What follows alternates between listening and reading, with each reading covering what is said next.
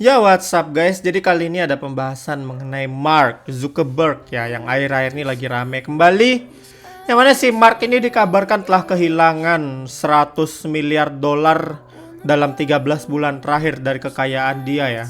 Jadi bisa dibilang harta dia anjlok sampai 70% lah.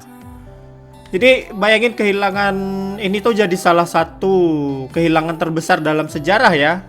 100 miliar dolar tuh bukan 100 juta dolar ya. 100 miliar dolar tuh kalau dirupiahin 1555 triliun 730 miliar rupiah. Jadi 1500 triliunan lah dia kehilangan harta itu.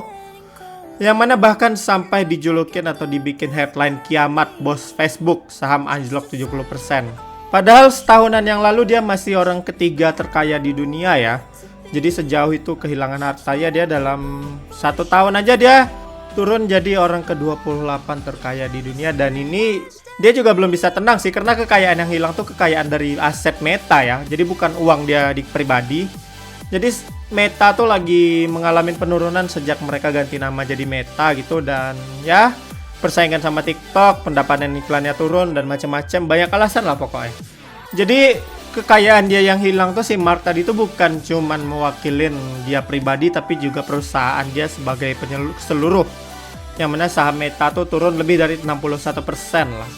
Ya, singkatnya buat kalian yang nggak ngerti bahasa saham dan macam-macamnya, kita bisa anggap kalau raksasa kayak si Mark aja bisa ngalamin downfall terparah dalam sejarah kayak gitu ya kan.